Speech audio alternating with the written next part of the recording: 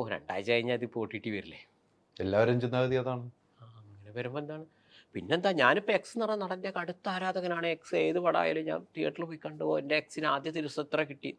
അത് ചെറിയ ശതമാനം ആളുകളല്ലേ അങ്ങനെയൊക്കെയുള്ളൂ. ജനറലി ഒരാൾ എങ്ങനെയാണ് പല ജോലിൻ്റെ ഇടയിലല്ലേ ഇത് ചെയ്യുന്നത്. 100% അതെ. അപ്പോൾ ഈ 2015 ശരിക്കും സന്തോഷ് പണ്ഡിറ്റ് ചെയ്തത് 2023 2030 മുൻകൂട്ടി കണ്ട് ചെയ്ത കാര്യങ്ങളാണ്. അത് അന്ന് പലർക്കും മനസ്സിലായി. ഇപ്പോഴും ഞാൻ OTT കുറിച്ച് പറഞ്ഞപ്പോൾ അന്ന് ഈ 2 വർഷം മുമ്പ് അതിൻ്റെ അടിയിൽ കമൻറ്റ് എഴുതിയിട്ടുണ്ട്. സന്തോഷ് പണ്ഡിറ്റ് പറഞ്ഞോളൊന്നല്ല, OTT വന്നിച്ചിട്ട് മലയാള സിനിമയ്ക്ക് ഒരു പ്രശ്നവും ഇല്ല എന്ന് പറഞ്ഞതിന് ഇപ്പം മറുപടി കിട്ടിയില്ലേ? പക്ഷേ ആ കമൻറ്റ് എഴുതിയവനിപ്പം മറുപടി കിട്ടിയില്ലേ? ആലോചിച്ചു. അതേപോലെ ഇപ്പം ഞാൻ പറയുന്നത് ഒരു 5 കൊല്ലം കഴിഞ്ഞാൽ മൾട്ടിപ്ലസ്. ഇനി അപ്പോൾ എന്ത് സംഭവിക്കും? കേരളത്തിൽ ഇപ്പോൾ സിനിമ എങ്ങനെ വരാൻ പോകുന്നത് അറിയോ? ഞാൻ മുൻകൂട്ടി പറയാം. ഇംഗ്ലീഷിലെ നല്ല കിടിലം സിനിമകൾ, ഹിന്ദിയിലെ കിടിലം സിനിമകൾ, തെലുങ്കിലെ രാജമൗലിൻ്റെ അങ്ങനെയുള്ള ബിഗ് ബഡ്ജറ്റ് സിനിമകൾ, വെറും ബിഗ് ബഡ്ജറ്റ് സിനിമ പ്ലസ് നമ്മളെ താരങ്ങളുടെ ഏതെങ്കിലും ബിഗ് ബഡ്ജറ്റ് ഒരെണ്ണം വന്നാൽ വന്നു. ഇങ്ങനെയായി ഇത് മാറും. അപ്പം ടോട്ടൽ ഈ കഥയിൽ ആർക്കാ നഷ്ടം? ചെറിയ താരങ്ങൾ എന്ത് ചെയ്യും? അതുകൊണ്ടാണ് എല്ലാവരും നിർമ്മാതാക്കളായത്. അപ്പം അന്ന് ഞാനിതൊക്കെ ചെയ്യുമ്പോൾ ഇവൻ നിർമ്മിക്കുന്നു, ഇവൻ അത് ചെയ്യുന്നു. ഇപ്പം ഇവിടെ ഉള്ളവർക്ക് എന്താ ചെയ്യുന്നത്? അവരും നിർമ്മിക്കുന്നു, അവരും സംവിധാനം ചെയ്യാൻ നോക്കുന്നു. ഇത് തന്നെയല്ലേ സന്തോഷമുണ്ട്. അതെന്തുകൊണ്ട് വരുന്നു? ഒരു നിർമ്മാത ഒരു നല്ലൊരു സിനിമയെ നിങ്ങളിപ്പോൾ സൂപ്പർ സ്റ്റാറാണ്, നിങ്ങൾക്ക് 6 കോടി, ഇയാളെയും ചിലപ്പോൾ മര്യാദയ്ക്കല്ല ഫുള്ള് കിട്ടണം എന്നില്ല, വാട്ടവർ.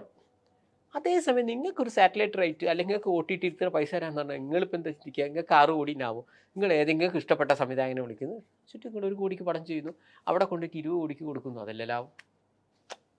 2 പ്രശ്നമാണ്. അതേസമയം ബിഗ് ബഡ്ജറ്റ് പടം വന്നു 100 കോടിയാവും, അവിടെ നിങ്ങൾ ഇളകി അത് നമുക്ക് ചെയ്യാം എന്ന് പറഞ്ഞ് നിങ്ങൾ നിർമ്മാതാവായിട്ട് ഇത് ചെയ്യും. കാരണം നഷ്ടം വന്നാൽ നിങ്ങൾ ട്രൗസർ കയറുന്ന നിങ്ങൾക്കറിയാം. ഇതാണ് സംഭവം. അപ്പോൾ ബിഗ് ബഡ്ജറ്റ് പടങ്ങൾ താരങ്ങൾ എന്ത് ചെയ്യുക? മറ്റുള്ളവൻ്റെ പടത്തിൽ അഭിനയിക്കുക. പൊട്ടിയാൽ അയാൾ കുടുംബം ആത്മഹത്യ ചെയ്യുകയോ ജീവിക്കുകയോ എന്തോ ചെയ്യട്ടെ. പക്ഷേ ലോ ബഡ്ജറ്റ് സിനിമകളും ഫീൽ ഗുഡ് സിനിമകളും നമ്മൾ തന്നെ ചെയ്യാം. അപ്പം നമുക്ക് ആ കിട്ടുന്ന പൈസ മൊത്തം വന്നു.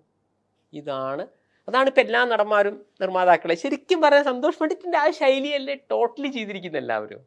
അല്ല അങ്ങനെ വെറുതെ ഇനി ഒരു വിഷയത്തെക്കുറിച്ച് പറയുമ്പോൾ നമ്മളെപ്പോഴും അതിൻ്റെ പ്ലസ് മൈനസ് മാത്രമല്ല അതിനെങ്ങനെ ഓവർകം ചെയ്യാമെന്ന് കൂടെ പറയണം. അതാണ് അല്ലാണ്ട് വെറുതെ അതിനെ. അപ്പം ഞാൻ പറയുന്നു, ഇപ്പോഴും കംപ്ലീറ്റ് കൈവിട്ടിട്ടില്ല, വേണമെങ്കിൽ ചെയ്യാം, എഴുതി വെച്ചോ. മലയാള സിനിമ രക്ഷപ്പെടാൻ ഒറ്റ വഴിയുള്ളൂ, ഇതിൻ്റെ ഡ്യൂറേഷൻ കുറയ്ക്കുക. ഞാൻ പറയുന്നത് ഒരു എഴുതി തീർത്ത സ്ക്രിപ്റ്റിലെ സിനിമ ചെയ്യുമെന്ന് ഇവിടുത്തെ നിർമ്മാതാക്കൾ താരങ്ങളൊക്കെ ഒന്ന് താരങ്ങളെ കാര്യം പോട്ടെ, അവർക്ക് പിന്നെ പടം പൊട്ടിയാലില്ലെങ്കിലും. ഇപ്പം ഞാനൊരു സൂപ്പർ സ്റ്റാറാണ്, എനിക്കിപ്പോൾ പടം വിജയിച്ചാലും പരാജയപ്പെട്ടാലും എനിക്കൊരു പൈസ കിട്ടില്ല. എനിക്കിപ്പോൾ എന്ത് നടിക്ക് കിട്ടും, ക്യാമറമാനെ കിട്ടും, മേക്കപ്പ് മാനെ കിട്ടും, അല്ലെങ്കിൽ യൂണിറ്റ് അംഗങ്ങൾക്ക് കിട്ടും, പറ്റിച്ചു പോകണേ വേറെ വിഷയം കേട്ടോ. ഞാൻ പറഞ്ഞ സാധാരണ ഇതിൽ കൊടുക്കുന്നവരാണ് കിട്ടും. നഷ്ടം പറഞ്ഞാൽ ഈ നിർമ്മാതാവിനെ വരുന്നുള്ളൂ, അല്ലാണ്ട് താരങ്ങൾക്ക് നഷ്ടം. അപ്പോൾ ബോധം ആർക്ക് വേണം? നിർമ്മാതാവിനാണ്. ഈ നിർമ്മാതാക്കളായ ആൾക്കാരോട് എനിക്ക് പറയണത്, നിങ്ങൾ ഒരു 1.5 മണിക്കൂറിൻ്റെയൊക്കെ സിനിമയാക്കുക.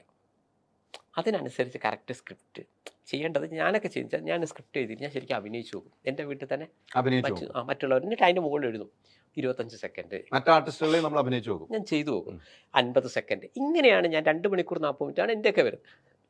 ആ 2:40 ഇത് കൃത്യം വരും. അതിൽ പാട്ടിൻ്റെ എക്സ്ട്രാ ടൈം എഴുതി സ്റ്റണ്ട് സീൻ വെച്ചിട്ട് ഞാൻ 2:40. അതുകൊണ്ടാണ് സന്തോഷ് പണ്ഡിറ്റ് ഒരു സിനിമ ചെയ്യുമ്പോൾ ഒരിക്കലും ഒരു സീന് പോലും ഞാൻ കട്ട് ചെയ്യുന്നില്ല. ഞാൻ പറഞ്ഞു മനസ്സിലായി. ഇവിടെ എന്താണ് സംഭവിക്കുന്നത് ഞാൻ മനസ്സിലാക്കിയതാണ്. എത്രയോ ആളുകൾ നിങ്ങളൊരു 2.5 മണിക്കൂറിൻ്റെ പടത്തിന് 5 മണിക്കൂർ എടുത്തിക്കും, പിന്നെ അത് കട്ട് ചെയ്യണമല്ലോ ഭഗവാനെ, ഇത് നല്ലൊരു പണിയാണ്. എന്നിട്ട് അവിടെ നല്ല ഒരു താരത്തിൻ്റെയൊക്കെ ഫുള്ള് കട്ടാവും. നിങ്ങൾ പല ഇൻ്റർവ്യൂവിലും കണ്ടിട്ടുണ്ടാവും, ഞാൻ അഭിനയിച്ചു എൻ്റെ ഒന്നും കാണുന്നില്ലേ എന്നൊക്കെ വലിയ താരങ്ങളാണ് പറയുന്നത്. ഇങ്ങനെ ഫുള്ള് ഫൂട്ടേജ് കട്ട് ചെയ്യണം. ആ നിർമ്മാതാവിൻ്റെ നഷ്ടം ആലോചിച്ചൊക്കെ. 2.5 മണിക്കൂറിൻ്റെ പടം ഒരു സംവിധായകൻ 5 മണിക്കൂർ എടുക്കുന്നു. 50 ദിവസം കൊണ്ട് തീരേണ്ട സിനിമ 100 ദിവസമായി. ഈ 50 ദിവസം വന്ന നഷ്ടം ആര് കൊടുക്കും? ഞാൻ പറഞ്ഞു മനസ്സിലായി. അപ്പോൾ ശരിക്കും എന്താ വേണ്ടത്? എഴുതി തീർത്ത സ്ക്രിപ്റ്റ്. ഞാൻ പറഞ്ഞ മലയാള സിനിമ കംപ്ലീറ്റ് കൈവിട്ടിട്ടില്ല, പറഞ്ഞിട്ട് കാര്യമില്ല കേട്ടോ, ഞാൻ പറയുന്നതൊക്കെ വേസ്റ്റാണ്. കറക്റ്റ് എഴുതി തീർത്ത സ്ക്രിപ്റ്റ് 1.5 മണിക്കൂർ സിനിമയാക്കുക. സിനിമയിൽ പാട്ടിൻ്റെ ശരിക്കും പറഞ്ഞാൽ കൂടുതലും ഒരു പാട്ടോ, ഇപ്പോൾ ഇംഗ്ലീഷ് സിനിമ നിങ്ങൾ ആലോചിച്ച് നോക്ക്, അങ്ങനെ ഇത് വരുന്നില്ല. ഒരു പാട്ടോ ഒരു തല്ലോ അങ്ങനെ പിന്നെ ക്രൗഡ് സീൻ മാക്സിമം കുറയ്ക്കുക. എന്നിട്ട് നിങ്ങൾ സിനിമ ചെയ്തു നോക്ക്. ഈ OTT-കാരനൊന്നും വേണ്ട, തിയേറ്റർ തന്നെ നിങ്ങൾക്ക് വർക്കൗട്ടാണ്. കാരണം അപ്പോൾ ഇത്രയും ദിവസങ്ങൾ വരില്ല. ഞാൻ പറയുന്നത് ഇവിടുത്തെ ഒരു സൂപ്പർ സ്റ്റാറിനെ വെച്ചിട്ടൊരു സൂപ്പർ സംവിധായകൻ 11 ദിവസം കൊണ്ടിട്ടൊരു സിനിമ ചെയ്തിട്ടുണ്ട്. അപ്പോൾ ശരി, അത് അവരെ പൈസയ്ക്കായത്, അവനവൻ്റെ പൈസയ്ക്ക് ഞാൻ പോകട്ടെ. അപ്പം ഞാൻ പറയുന്നത് അപ്പോൾ അങ്ങനെ സിനിമ ചെയ്യാം തീർച്ചയായിട്ടും. റൂമിൻ്റെ ഉള്ളിലും ഫ്ലാറ്റിൻ്റെ ഉള്ളിൽ മാത്രമായിട്ട് ചെയ്യാം. അതല്ല ഞാൻ പറയുന്നത് പല സ്ഥലങ്ങളാണെങ്കിലും നിങ്ങൾക്ക് വേണമെങ്കിൽ 15 ദിവസം കൊണ്ടൊക്കെ സിനിമ ചെയ്യാൻ പറ്റും. കറക്റ്റ് 7 മണിക്ക് സ്റ്റാർ എത്തണം, 9 മണി വരെ 7 to 9 നമ്മളെ കണക്ക്. ഞാൻ റൂമിൻ്റെ ഉള്ളിൽ നിന്നല്ലേ പറയുന്നത്, അല്ല എവിടെയാണെങ്കിലും ടൈമിൽ സ്ഥലങ്ങൾ എത്തിയാൽ മതി. വെച്ചിട്ട് ടൈമിലെല്ലാം ചെയ്തിട്ട് എല്ലാവരും പറഞ്ഞോണോ എനിക്ക് കഞ്ചാവ് അടിച്ചാലേ കാരവാനിൽ ഇരുന്നാലേ അഭിനയം വരും, ഇങ്ങനത്തെ ഇതൊന്നും അല്ലാതെ കറക്റ്റ് 7 മണിക്ക് ഒരാൾ എത്തുന്നു, 9 മണി വരെ ശരിക്കും വർക്ക് ചെയ്യുന്നു, എല്ലാവർക്കും ഒരു ആത്മാർത്ഥത. ഇതൊക്കെ തന്നെയാണ് എൻ്റെ ചോറെന്ന് മനസ്സിലാക്കി പോവുകയാണെങ്കിൽ അതാണ് അടുത്ത് ഞാൻ പറയുന്നത്. ഒരു സിനിമ 15 to 20 ദിവസത്തെ ഷൂട്ട് തീർന്നിരിക്കണം, അല്ലെങ്കിൽ അതിൻ്റെ ഒരു ഉത്തരവാദിത്വം ഒരുത്തരം വരണം. ഈ ആത്മാർത്ഥത ഇല്ലായ്മയാണ് ഈ സിനിമയെ തകർക്കുന്നതെന്ന് നിങ്ങൾക്ക് തോന്നിയിട്ടില്ലേ? തീർച്ചയായിട്ടും ഈ ആർട്ടിസ്റ്റുകളുടെ ആത്മാർത്ഥ ഇല്ലായ്മ. പണ്ഡിറ്റ് പറഞ്ഞു വെച്ചൊരു സാധനം എനിക്ക് ഭയങ്കര ഇഷ്ടപ്പെട്ട ഒരു പോയിന്റാണ്. ആ പ്രൊഡ്യൂസർമാരെ സംരക്ഷിക്കുന്ന നിലയിൽ പറയുന്നവർ വളരെ ചുരുക്കമാണ്. സന്തോഷം, അതെനിക്ക് ഭയങ്കര ഹെറ്റ് ചെയ്തൊരു സാധനമാണ്. വളരെ ചുരുക്കമാണ്. അവർ പാവങ്ങളാണ്, അധ്വാനിച്ചുകൊണ്ട് അവരാണ് ആത്മഹത്യ. ഈ സിനിമ റിലീസ് ചെയ്യാൻ സിനിമ പൊട്ടിയെന്ന് പറഞ്ഞ ഒരു നടൻ ആത്മഹത്യ ചെയ്യണ്ട, ഒരു ക്യാമറമാൻ ആത്മഹത്യ ചെയ്യണ്ട, അവർ അടുത്ത പറഞ്ഞു ഞങ്ങൾ എന്ത് ചെയ്യാനാ. മാത്രമല്ല പൊട്ടിക്കഴിഞ്ഞാൽ നമ്മളെ നടന്റെ ഒരു ഡയലോഗ്, സംവിധാനം ശരിയല്ല, ഞങ്ങൾ പറഞ്ഞൊന്നും നിർമ്മാതാവ് മുഴുവനായി തന്നിരുന്നില്ല, അതുകൊണ്ട് അതിന്റെ ക്വാളിറ്റിയെ ബാധിച്ചു. ഇനി വിജയിച്ചാൽ എൻ്റെ സിനിമ ഹിറ്റായി, ഇനി മുതൽ ഞാൻ 6 കോടി എന്നുള്ളത് 16 കോടി ആക്കുന്നു. വിജയിച്ചാൽ ഫുൾ ഉത്തരവാദിത്വം നടന്. നായികനെ കുറിച്ചൊന്നും പിന്നെ ആരും പറയല്ല, നായിക എന്തോ ചെയ്യട്ടെ. നിങ്ങൾ സന്തോഷ് പണ്ഡിറ്റിൻ്റെ ഏതെങ്കിലും ഒരു സിനിമ അതിൽ പോസ്റ്റർ ശ്രദ്ധിക്കണം, സന്തോഷ് പണ്ഡിറ്റിനോടൊപ്പം ആ നായികയുടെ ഫോട്ടോ ഞാൻ കൊടുക്കാം. നിങ്ങൾ എൻ്റെ ഏതെങ്കിലും ഒരു സോങ് കാണും, ഒരു ലവ് സോങ് എടുത്തോ, 90ഓളം സോങ് ഉണ്ട്, അത് സന്തോഷ് പണ്ഡിറ്റിന് ഓവർ ഇമ്പോർട്ടൻസ് കൊടുക്കുന്ന ഒരു സാധനങ്ങളൊക്കെ ഉണ്ടാവില്ല. അപ്പോൾ ആ കുട്ടിക്കാണ് ഞങ്ങൾക്ക് ഇമ്പോർട്ടൻസ് കൊടുക്കുക. നമ്മളെ കേരള സംസ്ഥാനത്ത് നിങ്ങൾ എൻ്റെ ഏത് സിനിമ എടുത്ത് നോക്കുക, ആ നായിക കഥാപാത്രം ഉണ്ടെങ്കിൽ ആ സിനിമ അങ്ങനെ ഉണ്ടാവില്ല.